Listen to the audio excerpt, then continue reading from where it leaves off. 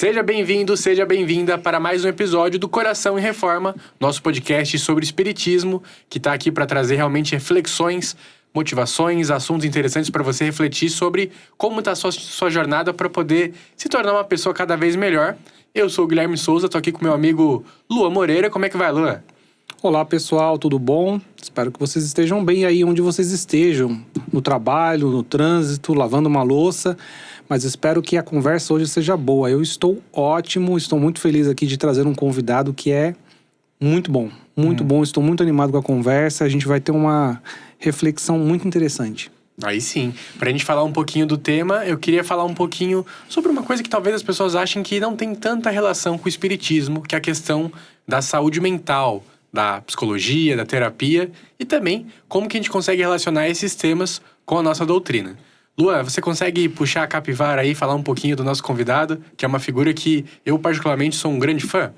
Mas é claro, eu tenho aqui comigo a ficha de Pedro Arthur Vieira, psicólogo, especialista em terapia cognitivo-comportamental, psicopedagogo e supervisor clínico.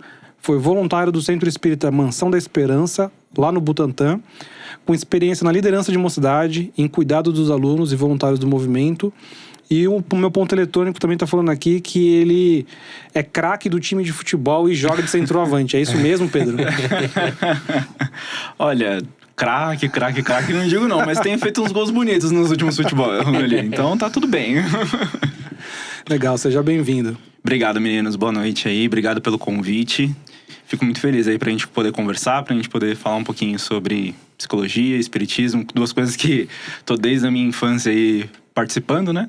Então vai ser bem legal a gente conseguir falar um pouquinho sobre tudo isso. Excelente. Até para pegar o gancho, eu queria que você falasse um pouco sobre a sua trajetória dentro do Centro Espírita, como que você foi amadurecendo, foi conhecendo um pouco mais, até para a galera pegar essa parte do contexto antes da gente entrar dentro do tema. Muito bem. Olha só. É uma história um pouquinho diferente da maioria do pessoal da mocidade. Mas a grande realidade é que eu experienciei outras religiões antes de entrar no espiritismo. Então, já frequentei o templo budista, do Zulai, que fica em Cotia. Já frequentei a igreja católica. Inclusive, fui expulso da igreja católica. Questionava demais o padre, né, gente? Então, quem nunca? Já frequentei também a igreja evangélica. Me atraiu muito por conta da música, né? Então, era algo que me encantava muitas vezes. Mas quando eu tinha cerca de 12 para 13 anos, minha mãe já tinha participado de escola de aprendizes, de curso de médiuns e tudo mais. E ocorreu um fato na família, onde minha madrinha tinha falecido. E aí, para lidar com aquilo, naquela situação, em 2009, mais ou menos, eu acabei indo para a turma de mocidade, sendo recepcionado pelos meus dirigentes da época. Então foi algo muito acolhedor para mim, porque eu nunca tinha passado por uma experiência de desencarne tão próximo a mim. E para mim foi muito importante, porque foi ali que eu comecei a entender um pouco mais, consegui compreender um pouco mais essa questão. E aí, dentro da mocidade, já entrei puxando a liderança, como sempre fiz na minha vida. Então, eu era o aluno que já queria trabalhar, que já queria ajudar todo mundo. Então, já cheguei pegando violão, aprendendo as músicas de mocidade. Então, eu era responsável na minha turma, inclusive, por fazer as vibrações cantadas. Eu e o Rafael, não sei se vai vir algum dia aqui, espero que venha, quem sabe. Mas a gente ficava responsável por isso, então eu continuei trabalhando. Então fui encaminhando, e aí fui perdurando na mocidade até mais ou menos 2019, que foi o ano que eu acabei me distanciando um pouco para cuidar um pouco mais da minha vida pessoal, da minha questão de trabalho e tudo mais. Muito bem. Eu sou suspeito para falar que a gente se conhece, acho que todos os três aqui somos bem amigos, assim, né? Então, já sei algumas questões, eu queria até pegar para direcionar um pouco. Você falou que você começou a trabalhar, sobretudo na mocidade, foi trabalhando com jovens desde então, e eu sei que tem um pouquinho de relação, esse contato direto com jovens da mocidade, com você ter começado a se interessar um pouco mais sobre a área da psicologia. Isso é verdade? Como que você consegue dar esse panorama em relação a isso? Sim. Bom, na mocidade, quem já fez mocidade, né, e quem conhece um pouco mais da dinâmica, sabe que o aluno de mocidade chega numa hora que ele tá meio que na dúvida. O que eu vou fazer? né? Tô terminando o colegial, tô precisando entrar numa faculdade, vou trabalhar. Muitos não têm nem a oportunidade de entrar na faculdade em si. E aí eu fiquei com essa dúvida também no meu último ano de colégio. E na minha escola eu passei por uma orientação vocacional. E nessa orientação vocacional me perguntaram muito sobre o que eu gostava de fazer. E logo na minha cabeça vinha a mocidade. Cuidar de jovem, conversar, apoiar as pessoas, principalmente em momentos muito emocionais, né? Então, eu sempre gostei muito de estar ali junto e vivenciar aquelas coisas, ajudando mesmo. Eu sempre fui um cara muito mais emocional do que racional, eu admito isso. Porém, com a psico, eu aprendi a ser muito racional nessas coisas. Graças ao estudo, graças ao meu desenvolvimento profissional. Então, eu ficava, ao mesmo tempo, com medo e muito animado, querendo realmente cuidar das pessoas que estavam ali, mas ao mesmo tempo eu ficava com medo de, será que eu tenho capacidade para isso? Mas os alunos de mocidade, os encontros de mocidade me levaram muito para esse lado. Também tem o fator família, né? A gente sabe que a gente não consegue distanciar muito, né? Família do nosso dia a dia. E também numa dessas oportunidades de aprender com a vida, minha avó, que a gente chamava de nona, italiana, então comida boa.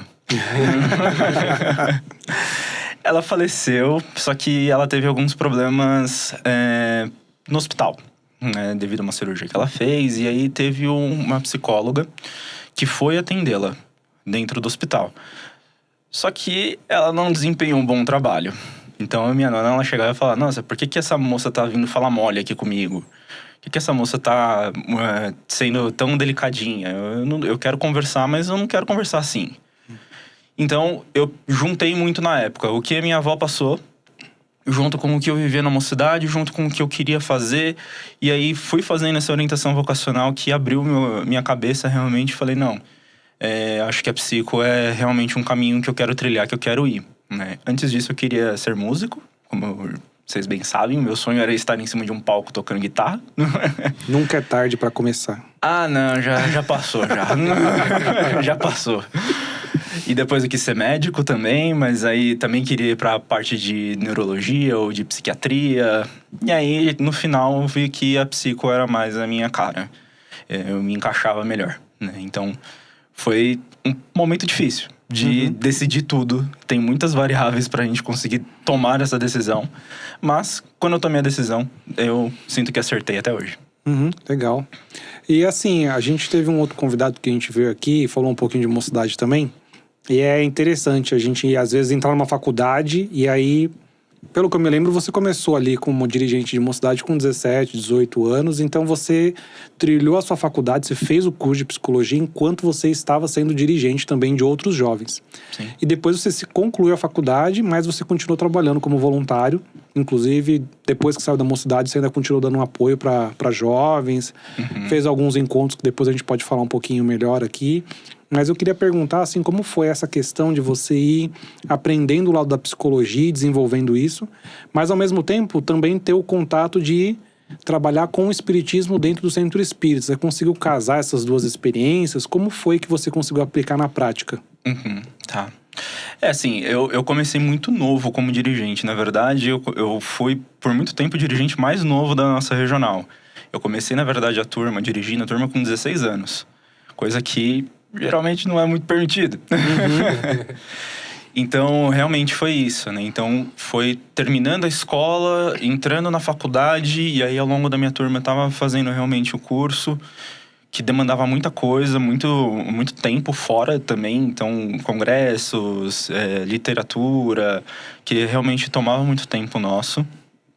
Mas eu sempre via que tinha ponto de casamento, principalmente com a mocidade, e com aquele limbo que muitas vezes a gente acaba tendo entre a mocidade e a escola de aprendizes, onde o aluno ou o dirigente não sabe exatamente para onde vai, que ele não está tão preparado para ir para a escola, assim como ele não está mais na vibe tanto da mocidade. Então eu quis muito trabalhar com esse apoio, principalmente. Mas dentro da pandemia, dentro de tudo que aconteceu, a gente começou a fazer até um projeto que o Gigo ajudou bastante a gente também, foi o Roda de Conversas Terapêuticas que a gente fez dentro do centro, que foi onde eu consegui casar isso tudo, que eram as experiências que nós tínhamos dentro da mocidade, dentro dos temas que nós abordamos dentro do programa, coisas sobre questões sociais, sobre adolescência, sobre sexualidade. Então, tudo isso são questões que dentro da psicologia a gente já trabalha. Então, eu utilizei um pouco das temáticas do trabalho que a mocidade já exercia, junto com a temática da psico. E aí, eu usei como apoio a questão da fé. Por quê? Por que é tão importante a religião para um paciente que está em tratamento terapêutico? A religião, muitas vezes, ela motivaciona. Ela tem um fator motivacional muito grande, ela tem um apoio muito grande, ela tem um acolhimento muito grande. Então, aqueles alunos ou aqueles trabalhadores que estavam ali, muitas vezes sem para onde ir ou se sentindo necessitados de uma conversa diferente do que a gente tem na mocidade, uma conversa mais aprofundada, uma conversa com mais embasamento e às vezes até com algumas dinâmicas mais técnicas, ele muitas vezes ele precisa desse entendimento. Então, eu trouxe isso junto com essa fé, junto com essa crença de que, eu tô aqui, é um espaço que eu me sinto confortável, é um espaço que eu me sinto seguro, é um espaço de ameaça zero, então eu posso falar sobre as minhas coisas, eu vou ter alguém que é profissional da área que também pode me escutar e que a minha fé pode me ajudar a entender melhor e cuidar melhor de mim mesmo e até mesmo de outras pessoas que estão próximas a mim. Então, o casamento foi muito nesse teor de as coisas elas podem ser conversadas, elas podem ser conectadas, mas depende realmente de quem está ali conduzindo, de como que a gente conduz isso da melhor forma. Legal. Eu queria até pegar um gancho nisso, a gente sabe que é um tema que ele é um pouco delicado e eu queria trazer junto com a sua experiência para a gente poder refletir inicialmente sobre até que ponto a gente consegue fazer essa conversa sobre a religião também está aliada com essa conversa sobre sentimento que tem junto com a psicologia, com essas correntes terapêuticas, sem ser uma coisa que pode prejudicar o outro, assim, pra gente poder realmente fazer um apoio para uma pessoa que tá numa situação que ela esteja precisando de ajuda dos dois lados, assim. Como que faz para não ter nenhuma invasão, não prejudicar nada, assim? Acho que primeiro de tudo, Gui, a gente pensar que ninguém vai ter todas as respostas, né? Então, muitas vezes a gente vai precisar simplesmente escutar, ouvir.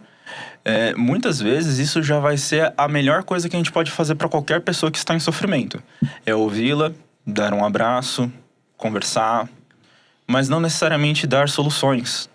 Então, tanto quando a gente fala sobre um entrevistador dentro do centro, quanto um psicólogo dentro do consultório, não é o objetivo a gente ficar dando conselho. O objetivo é a gente escutar a pessoa e direcionar da melhor forma que a gente pode, né? Então, eu acho que até nisso a gente precisa cada vez melhorar mais nesse contexto de cuidar um pouco mais da nossa escuta e entender que a gente não precisa escutar para responder, a gente precisa escutar para acolher. Então, a partir desse momento que a gente consegue fazer isso, a gente consegue casar todas as profissões dentro do centro na grande realidade. Que a gente consegue entender o que o outro está passando. A partir disso, aí a gente consegue construir um caminho juntos. Legal. E, por exemplo, mas assim, tô pensando aqui, eu comigo, né? Eu e as minhas polêmicas. De vez em quando... Adoro, inclusive. Eu vejo... não é incomum a gente ouvir, às vezes dentro do centro espírita ou dentro do movimento espírita, uma discussão assim, a pessoa não tá bem, ela precisa ser encaminhada para assistência espiritual. Ou, às vezes, o contrário, né? A pessoa não tá bem, então ela tem que fazer terapia. E aí... Obviamente, eu tenho aqui algumas respostas na minha cabeça, né? De como a gente lida com essas situações. Uhum. Mas, às vezes, eu percebo que as pessoas, elas fazem uma divisão muito rígida, né? Não, tudo é espiritual, ou às vezes tudo é uma questão psicológica. E eu gostei muito de você falar que, às vezes, a gente não tem a resposta. Às vezes, a gente precisa explorar, investigar.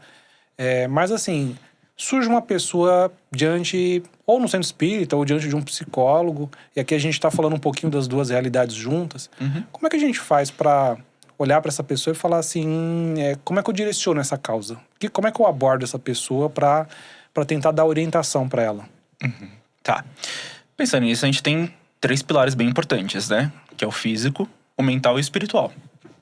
Né? Então, a gente tem que separar o que é físico. Então, por exemplo, se uma pessoa chega falando que está com dor em alguma região do corpo, a gente não vai falar necessariamente para ela ir para um tratamento espiritual. A gente vai falar para ela ir para um médico. Então, a gente tem que ter essa noção de que, assim, existem dores que são do nosso emocional. Existem dores que são da nossa alma. Existem dores que são espirituais. E aí, conforme nós vamos acolhendo e cuidando e entendendo as pessoas, a gente consegue também compreender um pouco mais de onde vem aquilo. Mas a gente tem que saber que nada precisa ser rígido a ponto de ser uma coisa ou outra. Nada impede de você fazer um tratamento espiritual e passar por terapia. Nada impede de você fazer um tratamento médico e passar num tratamento espiritual também. Então a gente tem que levar, na verdade, isso como um profissionalismo mesmo. De entender que para algumas pessoas, dentro do centro vai ser muito vantajoso e ela vai conseguir abrir portas que talvez na terapia ela não consiga. Mas isso não significa que a terapia é descartável. Como também, o tratamento também não é descartável. Mas a gente tem que entender o que é, por exemplo, um transtorno psiquiátrico, por exemplo, um transtorno que atrapalha realmente a vida de alguém, e o que é uma obsessão. A obsessão atrapalha também muito. Porém, o transtorno psiquiátrico, muitas vezes a gente precisa entender que precisa de medicamento, precisa de um acompanhamento, precisa de um entendimento e precisa de um saber técnico que muitas vezes o centro não vai ter. Então a gente tem que saber como utilizar os dois para determinadas coisas. Então a gente sempre sabe que, para uma coisa eu vou pedir um tratamento espiritual que vai ser muito mais vantajoso, eu vou conseguir me equilibrar um pouco mais energeticamente, vou conseguir pensar melhor e aí eu consigo me reequilibrar. E aí a pessoa vai fazendo aquele tratamento, mas parece que nunca sai dali, nunca tem alta. Talvez seja a hora de você conversar com alguém que tenha um pouco mais de técnica e um pouco mais de especialização para poder te encaminhar, poder entender um pouco melhor o que você está sentindo. E aí a terapia pode entrar. Então, de cada caso é um caso, né? A gente sempre vai saber disso. Mas é muito importante saber que podem andar juntos. A gente não precisa excluir uma por conta da outra. Acho legal que você trouxe isso. Acho que é uma dificuldade que não só no movimento espírita, né? Mas acho que outras religiões também passam por isso. Que é essa dificuldade da pessoa que está ali trabalhando, né, voluntariamente, tá acolhendo as pessoas e tudo mais, nem sempre ela tem esse conhecimento para poder separar, para poder identificar quando é algo espiritual, quando é algo físico, quando é algo de saúde mental e tudo mais. Uhum. Se você, vamos supor que você está falando agora com alguém que trabalha no centro espírita e quer aprender mais para errar menos, para poder ajudar mais as pessoas. Como que você pode falar para essa pessoa, faz tal coisa, ou pensa nisso, ou estuda tal coisa, para ela poder ter essas ferramentas para poder identificar onde eu devo encaminhar essa pessoa, né? Que eu acho que é um desafio que as pessoas podem ter, e quem já foi encaminhado errado sabe que isso prejudica, né? Sim, com certeza. Então, buscar informação, eu acho que é a melhor coisa que a gente tem. Hoje nós temos tecnologia na palma da nossa mão.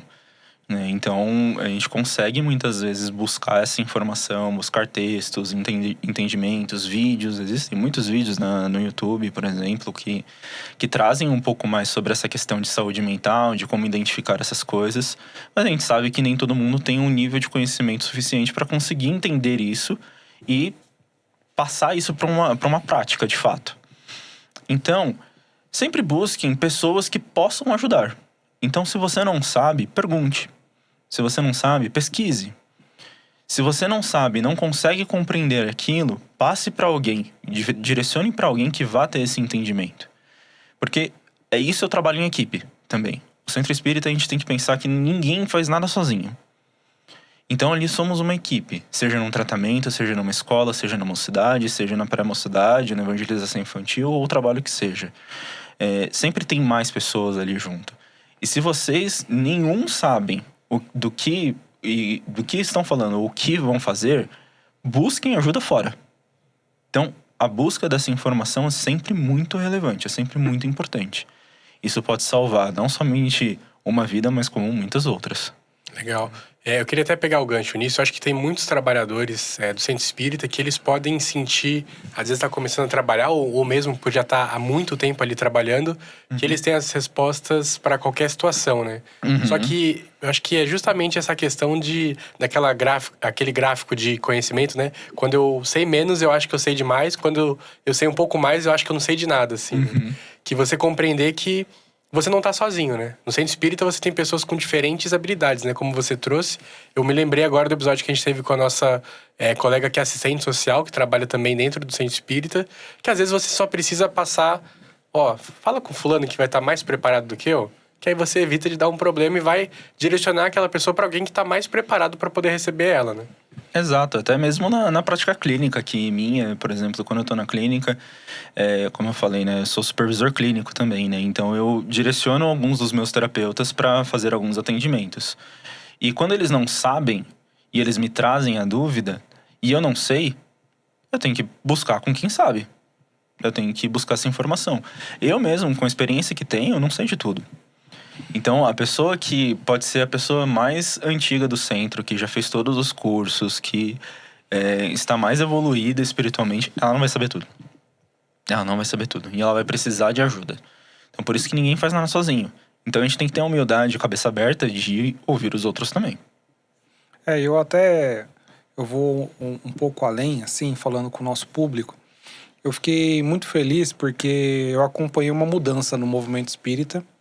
Porque eu acho que essa pauta da saúde mental, ela se intensificou muito ali, acho que de 2015, 2016 para frente. As pessoas, elas passaram talvez da normalização da depressão e de transtornos psicológicos para uma pauta que precisa de preocupação, de acolhimento, de mudança de postura da sociedade. E eu vi muito disso acontecer dentro da casa espírita. Então, por muitos anos, era um assunto novo que nós não tínhamos domínio. E a gente procurava fazer rodas de conversa sobre esse assunto. Eu me lembro que, inclusive, a gente chegou a chamar você em alguns momentos para conduzir essas conversas, para falar sobre como nós devemos abordar o caso A ou o caso B, como o entrevistador precisa se portar, né? A questão da escuta, que você trouxe muito bem. E eu percebo que hoje as pessoas, elas já estão bem melhores do que elas eram. Se a gente for olhar, talvez há 10, 20 anos... Nossa, 10 anos atrás já era 2015, né? Então, mais tempo. 20 anos atrás, né? Porque não era uma pauta presente no nosso movimento. E eu acho que talvez nem em outras religiões, porque a sociedade amadureceu. Sim. Mas eu ainda vejo bastante resistência. E eu acho que as pessoas, elas deveriam procurar fazer mais isso, assim, de trazer para dentro do centro espírita conhecimentos que não são só os espirituais, para que as pessoas, elas também se capacitem. E o Guigo, ele falou assim, poxa, o que uma pessoa poderia fazer? Eu acho que essa pessoa poderia fazer terapia também. Porque eu faço, acho que o Guigo você também faz, né? O Pedro... Obrigado a passar. Obrigado a fazer terapia. Mas, assim, é uma coisa transformadora. Eu cresci muito dentro do espiritismo, cresci muito dentro da mocidade, mas eu também cresci muito fazendo terapia. Porque me trouxe outra forma de ver N coisas que estavam dentro de mim que eu não conseguia enxergar só por meio da religião. Eu acho que as pessoas, elas precisam se permitir isso, porque no fundo, também é um caminho de autoconhecimento, né? Sim, tanto que assim, por exemplo, o Centro Espírita Mansão da Esperança, a Alceme, né, que é onde eu durante muito tempo fiquei, o Guigo de lá também, tem um projeto lá deles que chama Olho na Saúde. O Olho na Saúde, ele começou, na verdade, com um oftalmologista de voluntário para tratar de pessoas da região que não tinham condições de fazer o pagamento de uma consulta médica como essa e tinham muitas dificuldades de fazer o agendamento no SUS. Depois entrou um outro voluntário com odontologia, também tratando essas coisas. E hoje tem tanto uma assistente social quanto uma psicóloga. Porque viu que era realmente necessário. Não somente no centro, mas na comunidade que tem em torno do centro. A gente tem uma responsabilidade muito grande que muitas vezes a gente esquece que o nosso trabalho, ele não fica só dentro do centro, ele sai. E ele sai de uma forma social muito importante, que faz com que o jovem consiga trabalhar fora, mas o adulto consiga também entender que ele precisa olhar para si mesmo. Então, eu vejo que aumentou muito o número de adultos, de pessoas mais idosas, procurando terapia. Isso é muito bom, isso é muito importante. Porque, muitas vezes, quem faz terapia por quem não faz. Né? Então, a gente faz terapia pelo nosso pai, pela nossa mãe, pelo nosso namorado, nossa namorada. Porque, realmente, ali a gente vê que o pessoal tá com muita coisa na cabeça, não consegue lidar. E aí, quem faz terapia trabalha por si mesmo e pelo outro. Isso é muito comum acontecer. Então, agora eu vejo que muitas pessoas estão buscando esse tratamento. E por isso também tem um fenômeno acontecendo muito claramente, né? Um maior número de diagnósticos. Então, a gente vê muitas pessoas saindo com diagnósticos de depressão, de ansiedade, de transtornos de desenvolvimento, como um TDAH, dislexia, ou até mesmo dentro do espectro autista. Mas por quê? Porque as pessoas estão buscando isso. Estão buscando se entender, estão buscando compreender um pouco mais sobre si mesmos. E isso é muito importante, porque quando eu me entendo, eu consigo ter empatia comigo mesmo e eu consigo ter empatia com o outro. Consigo entender a posição do outro também. Eu acho que isso que você falou, assim, se entender para conhecer, para conseguir lidar com o outro. Uhum. Que é basicamente... Tchau, coração em reforma. E a gente entra num assunto que a gente também estava querendo conversar um pouquinho com você, que é, assim, obviamente, a gente está trazendo uma abordagem clínica. Você trouxe aqui, quando uma pessoa procura ajuda, às vezes ela pode ter um diagnóstico de uma determinada situação. Mas, além desse lado clínico, né, de ter um diagnóstico específico de um determinado caso, muitas vezes eu percebo que quem começa a fazer terapia, e aqui eu tô normalizando, tá? Eu tô falando assim, gente como a gente, tá? Assim, o pessoal, o povão, sim, nós, com certeza. Tamo junto. Quando a pessoa começa a fazer esse processo de terapia, a terapia, ela tenta fazer com que a gente olhe para si mesmo, né? Sim. Então, muitas vezes é uma atividade em que eu vou falar uma coisa, que eu, inclusive, passava raiva na terapia, porque o meu psicólogo falava, tá, mas o que você pensa sobre isso? E aí ele tenta direcionar para que a gente encontre respostas que nós estamos procurando dentro de nós mesmos. E aí eu queria ouvir um pouquinho de você, assim, quanto que a terapia ela consegue contribuir para o autoconhecimento e, assim, se na sua visão, é uma pergunta polêmica, se a psicologia, a terapia, elas também conseguem contribuir para a reforma íntima, ou se são duas coisas separadas, que nós devemos separar. Não tem que separar, não. Com certeza não. Até porque, assim, a reforma íntima dentro do centro espírita, ela é mais acolhedora, muitas vezes, ela é mais cuidadosa. Claro, muitas vezes não, mas muitas vezes a gente tem que lidar com algumas coisas que a gente sabe muito bem que a gente não gosta em nós mesmos e a gente tem que reformar aquilo de alguma forma. Mas a gente tem que pensar o seguinte: quando eu faço terapia, eu olho pra mim mesmo, eu entendo muitas coisas sobre mim, só que a terapia, muitas vezes, ela não é confortável. Como você falou, muitas vezes eu tinha raiva do meu terapeuta.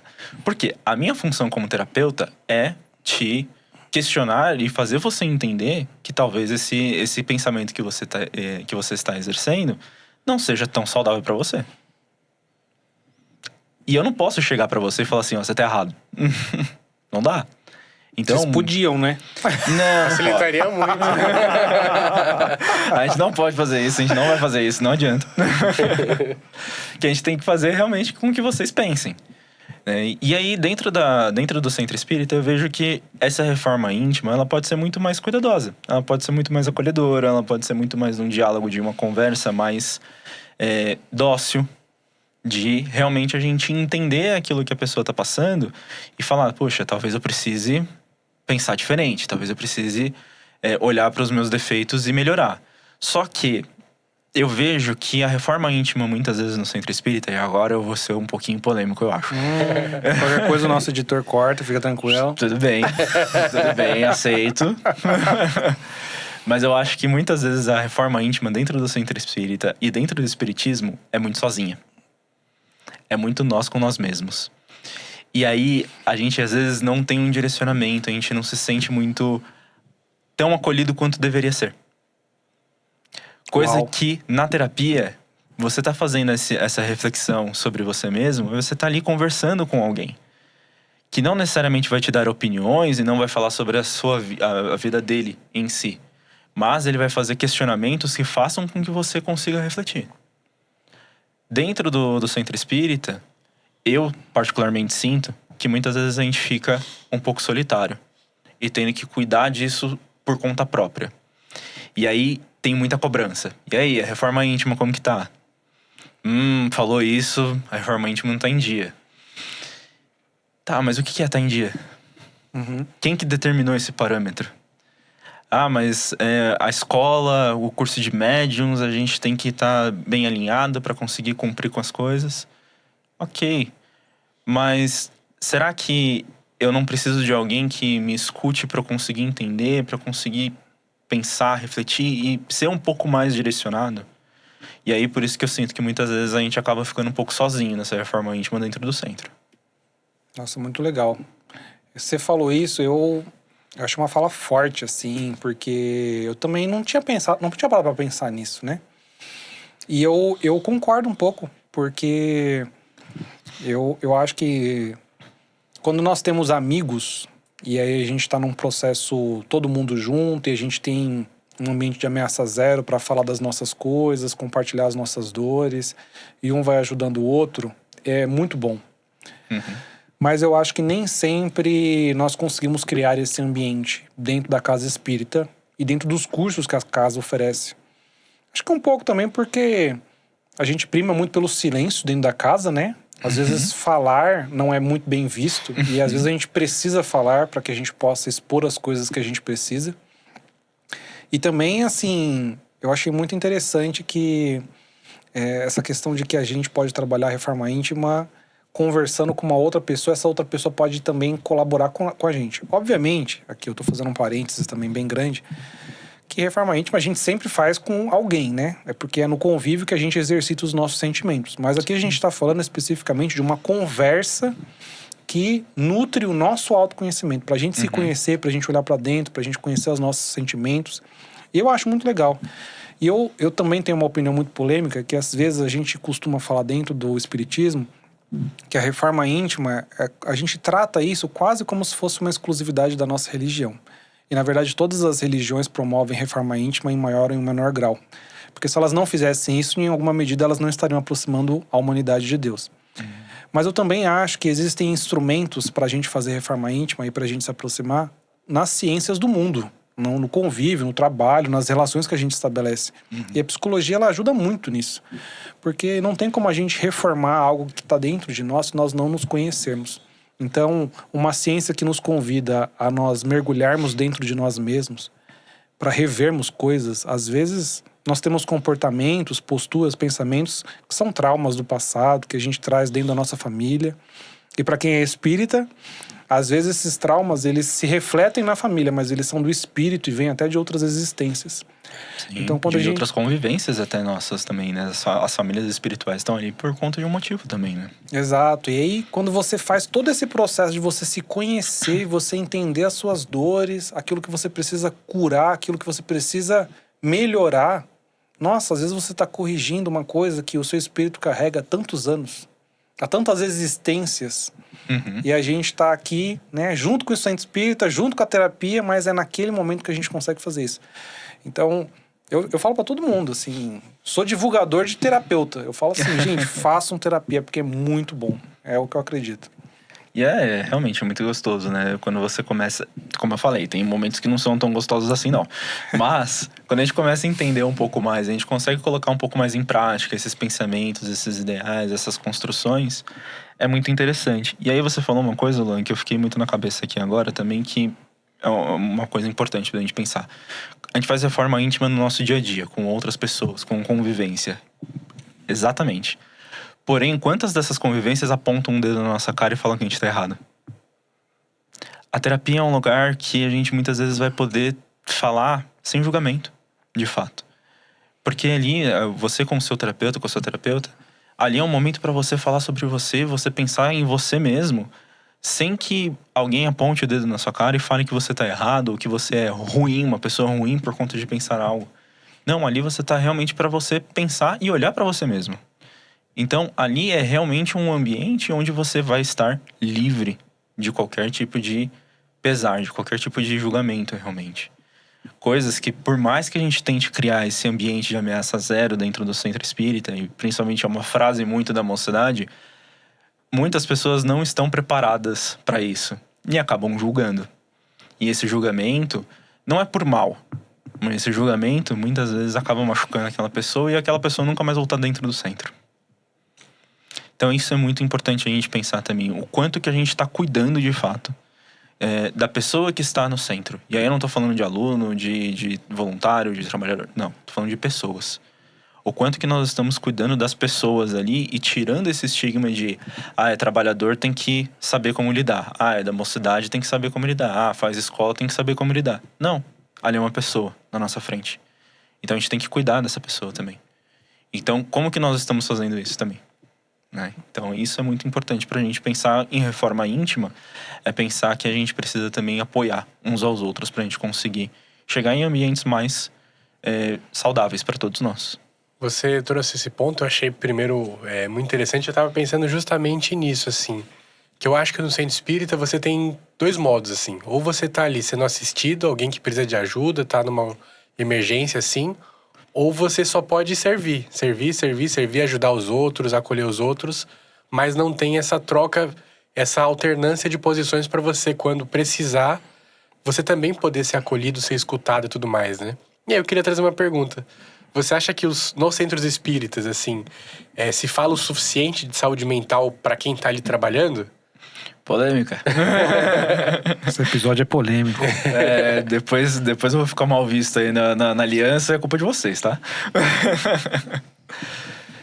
Cara, difícil dizer. Porque eu acho que dentro do centro espírita a gente tem muitos trabalhos pontuais que são de temporadas, de fato. Que nem foi a roda de conversa. Eu cheguei junto com a Daniele Pinheiro, né, que também é psicóloga e também fez parte da mocidade, no caso, né? Nós fizemos palestras falando sobre isso, então foi uma época que a gente estava falando bastante, e não só nos centros que nós frequentávamos. Centros também que nós éramos visitantes ou éramos ali fonte de trabalhadores, e a gente tentava levar esses conhecimentos. Mas eu acho que, de verdade, dentro do centro espírita, a gente ainda tem um preconceito muito grande com isso. E as pessoas falam pouco. Pouco no sentido de que, assim, é aquela divisão que a gente estava falando que a gente não pode fazer mais. Se faz tratamento espírita, não pode fazer terapia. Se faz terapia, não pode fazer tratamento espírita. Não. Os dois podem caminhar juntos. Então, as palestras, as divulgações, as conversas, os trabalhos pontuais ou trabalhos mais fixos que falem sobre isso dentro da casa espírita vão ser muito benéficos. E eles precisam ter espaço nisso também. Só que ainda existe preconceito, sim, com quem faz terapia. Ainda existe isso na nossa sociedade como um todo e, consequentemente, dentro do centro também. E também existe uma dificuldade da gente entrar no centro muitas vezes. Porque eu já ouvi de trabalhadores falando que não é o produto final que o centro espírita tem que trabalhar. Não é o produto final que o centro espírita tem que acolher. Eu já ouvi isso de trabalhadores. Então, muitas vezes a gente tem uma burocracia para conseguir entrar e falar sobre isso para as pessoas que estão ali dentro, que talvez não deveria ter mais. Talvez a gente precisaria abrir um pouco mais a cabeça. Mas ainda assim é uma luta que a gente, aos poucos, tem que ir quebrando, tem que ir aparecendo, tem que ir falando. Eu acho que essa mudança que o Luan mesmo trouxe de 2015 para cá, dessas discussões, dessas rodas de entendimento, cada vez mais chamar pessoas que são lideranças, mas lideranças antigas. Que essas lideranças antigas, elas ainda têm influência sobre nós. E isso pode ajudar a gente a abrir mais espaço, a entrar mais. E aí sim a gente conquistar mais pessoas. Mas para isso a gente precisa de gente. E por conta das burocracias e de tanto trabalho que a gente acaba tendo, muitas vezes é muito cansativo. E aí fica cada vez mais difícil da gente entrar. Excelente hora pra gente jogar um pequeno desafio aqui, que eu gosto dessas palhaçadas, vocês sabem, né? Bebe só água em paz. Lá vem. Pedro, imagina que você tá falando com uma pessoa que ela é diretora de um centro espírita muito tradicional, há 40 anos na casa, e ela tá escutando esse papo e ela tá assim, não sei bem, né? Será que é verdade que esse menino tá falando? Esse menino novo aí e tudo mais? Será que eu devia trazer mais psicólogo pra falar aqui, pra ajudar a acolher? Aí eu quero que você olhe pra aquela câmera ali diretamente e tente convencer essa pessoa como que o olhar terapêutico, a psicologia pode ajudar as pessoas trabalhadoras ou assistidas da casa e a importância desse trabalho. Sem pressão. Fazer um roleplay quando a gente fala dentro da psico muitas vezes, mas assim, de verdade, eu aqui não vou fazer nenhuma encenação, eu só vou fazer um convite. Faça terapia. Experiencie o que é você conversar com um terapeuta sobre o que é saúde mental. Experiencie falar com um profissional da área e um profissional especializado que está ali dentro daquele ambiente e consegue lidar bem com essas coisas. Trabalhe uma conversa com ele, de fato. Experiencie isso, que aí a gente consegue abrir um pouco mais a cabeça. Legal. Eu acho que todo mundo devia experimentar. Eu vou começar a puxar um pouco agora o assunto pra gente inverter. Porque a gente tem falado muito da psicologia e da saúde mental. Vou tentar trazer um pouquinho agora do outro lado. Como que o espiritual complementa a psicologia. Claro. E eu vou começar com um relato. Porque a gente tá falando aqui, às vezes, de uma dificuldade das pessoas entenderem o quanto que saúde mental é importante e como essa é uma pauta que tem que ser viva no nosso dia a dia. Mas eu também percebo, e é uma sensação, né? Não digo que todas as pessoas passam por isso, mas muitas passam, que quando a gente começa a falar sobre nós nos melhorarmos, às vezes as primeiras pessoas que fazem a cobrança somos nós mesmos. Então é muito comum que quando as pessoas elas comecem a fazer um curso que convida elas a fazer uma reflexão sobre elas mesmas, que faz com que a gente se pergunte se os nossos hábitos são bons ou se são ruins. Nós mesmos a gente começa a fazer... Eu ouço muitos esses comentários. Eu não posso fazer isso. Nossa, fiz isso, errei. Né? Furei a cúpula. Desestabilizei o centro espírita. Ou às vezes eu tô... E mesmo fora do centro espírita, né? Eu tô no trânsito, alguém me fechou. Aí eu, nossa, perdi a calma. Xinguei a pessoa. Aí depois eu fico remoendo aqui. Eu falei, meu Deus, perdi a minha calma. E agora, o que o meu mentor vai pensar de mim? Então, a gente carrega isso com a gente. Às vezes, nós cobramos do outro, mas porque também a gente tá cobrando nós mesmos primeiro. E a gente precisa começar a fazer um pouco esse exercício de... Beleza, a gente quer se melhorar, mas é que nem Jesus falou, é amar a si na mesma proporção que a gente ama o outro. Então, a gente precisa cuidar de nós, precisa ser uma experiência amorosa, sem cobrança, sem esse pesar, né? Precisa ser uma reforma íntima com alegria, com conexão com Deus, sabe? Tem que ser um negócio que transborda, não que falta. E aí, é onde eu queria chegar, porque eu acho que o nosso papel como espiritualidade, como uma pessoa que trabalha com espiritualidade, é tentar fazer com que isso seja fortalecido. E aí eu queria perguntar, assim, eu imagino que você já tenha tido essa experiência de ter às vezes um paciente que você olha, não precisa falar do paciente, obviamente, né? Mas você tem um paciente que você olha e fala assim, nossa, essa pessoa, se ela fizesse uma assistência espiritual, seria muito bom. Para complementar alguma coisa aqui. Ou você já deve ter visto alguém que já faz terapia, mas não tá no centro espírita, enfim. E eu queria ouvir de você, assim, o que o centro espírita consegue ajudar quem já está na psicologia? Olha só. Legal isso, né? Porque realmente são posições diferentes, né? Só um parênteses rapidinho, assim, que eu acho legal a gente pensar. Eu li recentemente um livro do José Saramago, que chama Caim. Que conta a história de Caim na visão do escritor. Sendo Caim alguém totalmente avesso, aliás, a Deus. Eu conheço essa história. Eu sei que livro que é. Que ele vê Deus como realmente o culpado, né? De todos os males que perduram no mundo. E aí, parando pra pensar, quantas pessoas olham isso pra nós mesmos aqui na nossa sociedade, nas nossas convivências, até mesmo dentro do espírito, do espírita, que Deus é algo punitivo. Então a gente já tem uma regra ali de que, nossa, se eu fizer isso, eu vou pro umbral. Nossa. Eu vou pro inferno, né? Eu vou pro inferno, para pessoas que não são, né, da nossa doutrina. Mas olha como que já tem dentro das nossas falas muito essas regras, essas coisas de não, se eu fizer isso vai ser errado, se eu fizer isso vai ser certo. Ok. Mas o que é certo e o que é errado? A gente tem que pensar também. Dentro de muitas coisas, dentro de muitos parâmetros, isso vai ser muito discutido. Temos um advogado aqui, né? A gente sabe muito bem disso. E como a gente passa, às vezes, pelo certo e pelo errado, né? Uhum, A gente exatamente. pode errar, é normal errar.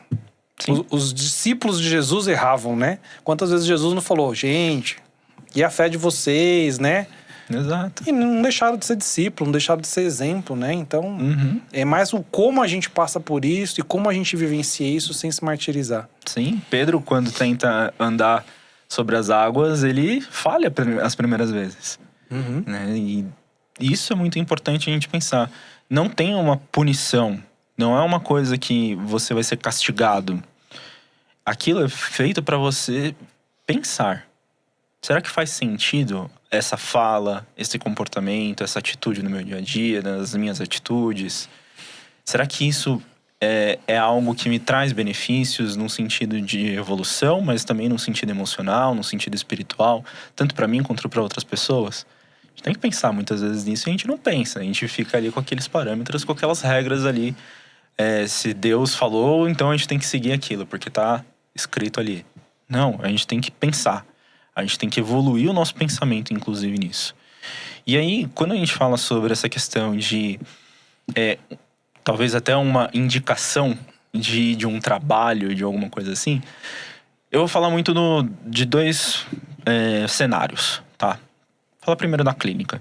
Na clínica, quando já aconteceu, como você mesmo falou, sobre paciente que eu falo, nossa, talvez um tratamento espiritual seria tão legal para ele, talvez ele conseguiria se equilibrar, tudo mais. Então eu vou através de perguntas, muitas vezes perguntando para ele, olha, você tem alguma religião, você tem alguma religiosidade, você tem alguma fé? Alguns deles falam que sim, outros falam que não. E aí eu pergunto muito como que aquela fé, como que aquela parte da religião para ele faz sentido nesse contexto todo que ele tá trazendo, né? Então eu faço com que ele chegue nessa resposta de, puxa, talvez seja legal eu ir num culto, seja legal eu ir num tratamento, pensar um pouquinho mais nesse lado. Então, através das perguntas a gente consegue chegar, né, nesse pensamento e nesse direcionamento. Agora, quando a gente tá no centro, eu acho que a gente pode ser um pouco mais direto. De realmente, olha, você já pensou fazer terapia?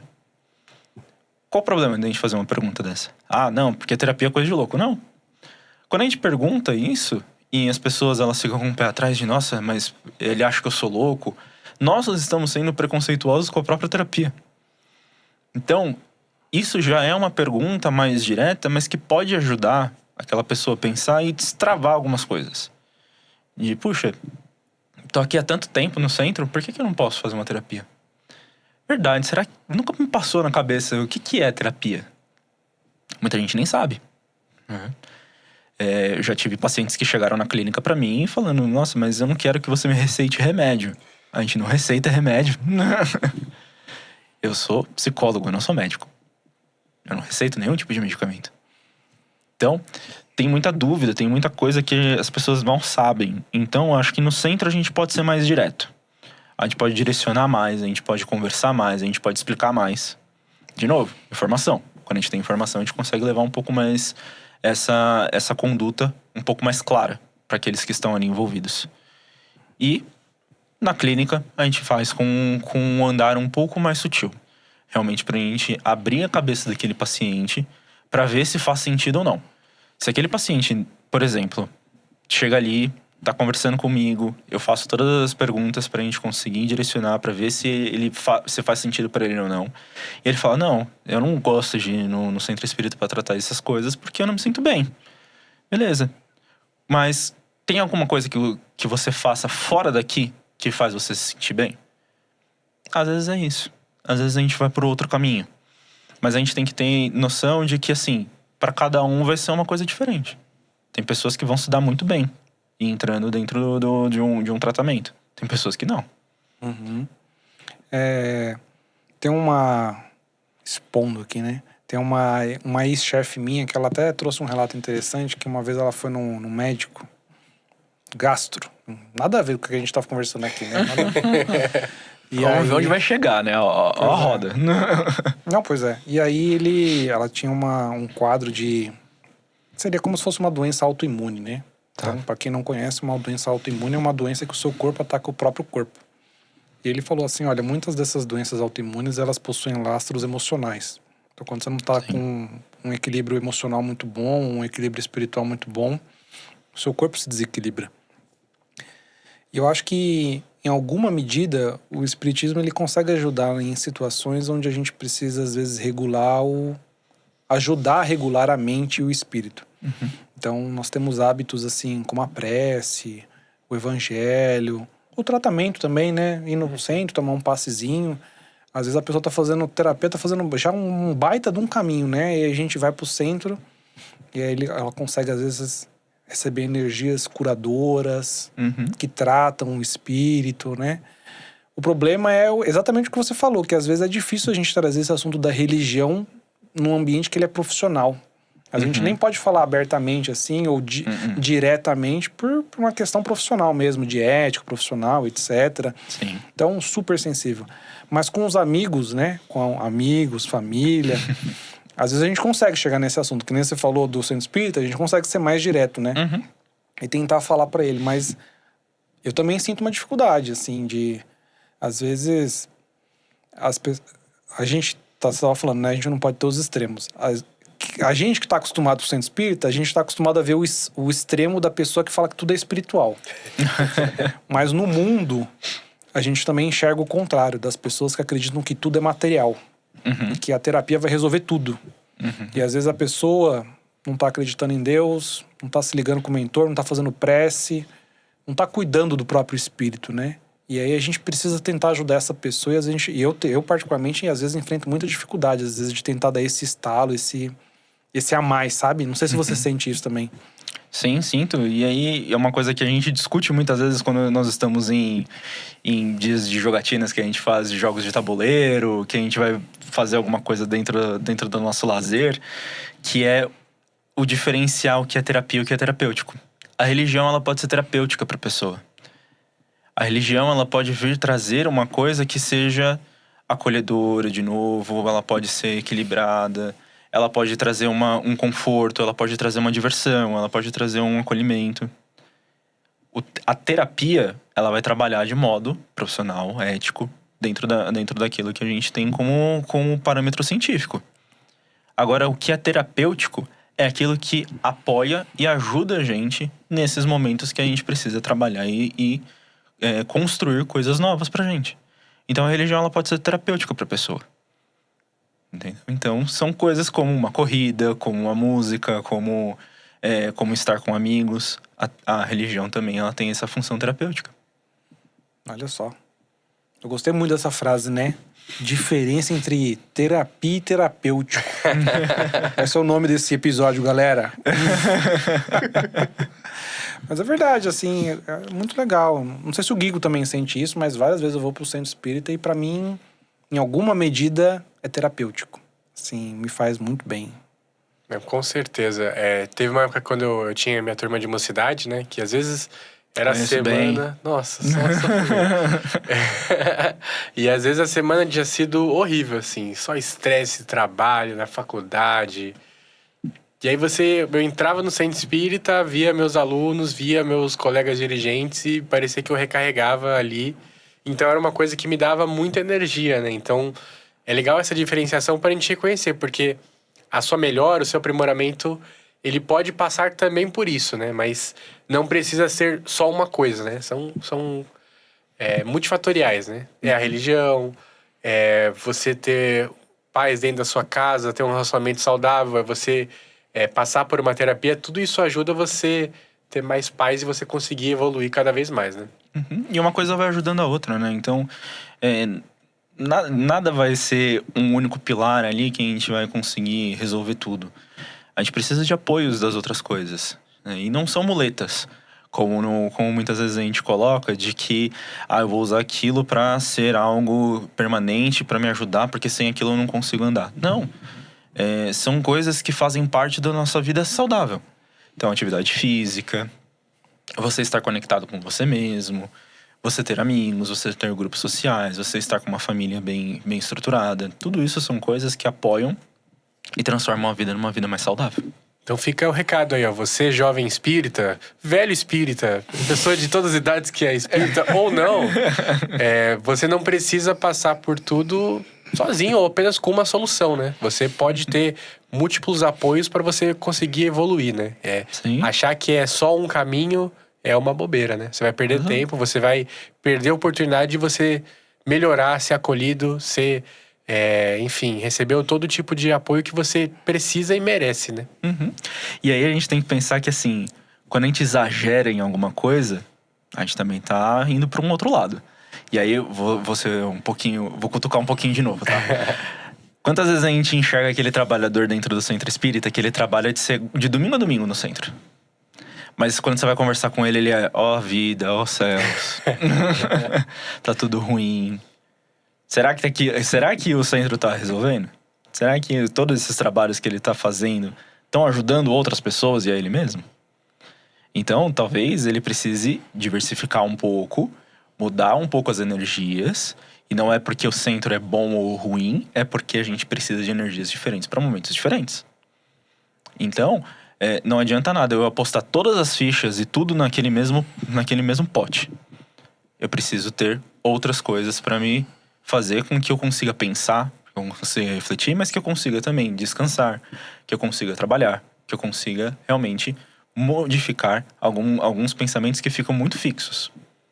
E aí ali a gente não sai. A gente fica batendo naquela parede e não vai conseguir avançar. E é uma questão que é importante que você trouxe, é a questão da energia, né? Se a pessoa não tá bem, a energia que ela vai colocar no trabalho para poder ajudar os outros nem sempre vai estar tão boa como aquele trabalho merece, né? Então, um voluntário de mocidade que ele tá terapeutizado, ele pode ser ainda melhor para ele e para os outros, né? Eu acho que a gente conseguiu passar por, assim, quase todos os pontos, né? Sempre falta tempo, impressionante, né? Tem que fazer temporadas novas. Precisa começar a falar mais rápido, eu acho. Mas a gente tá se encaminhando pro final. E eu acho que a gente podia terminar aqui com uma conclusãozinha rápida. Uma mensagem, talvez pros jovens. E também... pros velhos. E pras pessoas mais velhas. Mas de uma maneira geral, acho que tanto para quem tá no espiritismo como para quem não tá, mas acho que você poderia deixar uma mensagem assim de apoio, né? De o que essa pessoa precisa buscar ou por que ela precisa buscar para ela talvez ter esse despertar. Ou pro centro, ou pra terapia, ou pra qualquer coisa que seja terapêutico, não sei, alguma coisa aí. Eu acho que a gente tá muito condicionado a não confiar nas pessoas. Por tudo que a gente enxerga nas notícias, no que a gente vê acontecendo no nosso mundo. Então, eu acho que a mensagem que eu posso passar agora é: confie em quem você ama. Confie nas pessoas que você ama e nas pessoas que amam você. Porque elas vão ajudar a gente a pensar e estruturar melhor as coisas.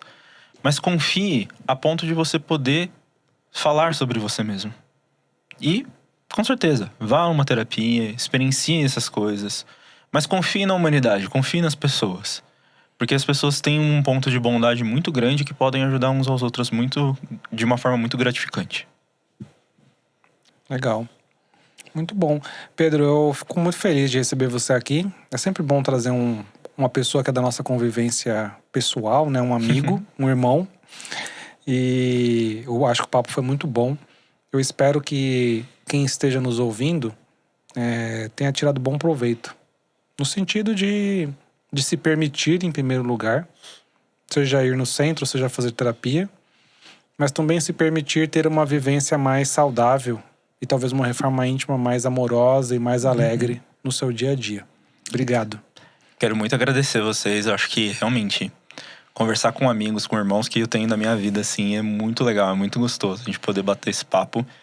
Que muitas vezes a gente fala sobre alguns temas que a gente conversou aqui de forma esporádica, né? Mas realmente compilar, conseguir trazer, conseguir falar um pouco mais sobre essas coisas, eu acho que é muito legal, né? E aí eu queria até deixar 2 indicações de leitura. Olha. Né, que eu acho que é muito legal. Primeira é para os jovens espíritas, que muitas vezes a gente fala para eles lerem e eles não leem. Que é o livro Violetas na Janela. Bom. Eu acho que é um livro que fala muito bem sobre como é se conhecer. Eu acho que é um livro que olha muito bem para o espírito, mas para um espírito que está se autoconhecendo e se auto-entendendo, de fato. Então isso eu acho muito legal. Então uma leitura espírita eu acho que seria essa, que seria bem interessante. E um outro livro, muitas vezes a gente me pedem, né, indicações de livros de psicologia. Psicologia é muito psicologuês, tá? É muita técnica, muita coisa que o pessoal não vai conseguir entender muita coisa. Então eu deixo aqui uma leitura que chama Café com Sêneca, que na verdade é um filósofo do estoicismo, que o estoicismo ele é uma das bases da linha terapêutica que eu trabalho, que é a terapia cognitivo-comportamental. Então, o estoicismo ele vai trabalhar muito a questão de controle, de aceitação, de entendimento, de autoconhecimento nesses setores. E eu sempre falo que o estoicismo é muito democrático, né? Porque a gente tem um pensador que é Marco Aurélio, que foi o maior imperador de Roma, Sêneca, que foi um senador, e Epiteto, que foi um escravo. Então são 3 pontos bem interessantes ali que realmente trabalham sobre a filosofia e trazem ensinamentos muito importantes. E esse Café com Sêneca é um livro bem interessante para a gente conseguir entender um pouquinho mais de como que a gente lida com essas questões de controle e de aceitação. E aí bate bem com o que a gente trabalha dentro de clínica, dentro com os pacientes. Excelente. Então, depois dessas 2 dicas aí maravilhosas, a gente encerra mais um episódio do Coração em Reforma. Lembrando, não esquece de avaliar esse episódio se você está escutando no Spotify.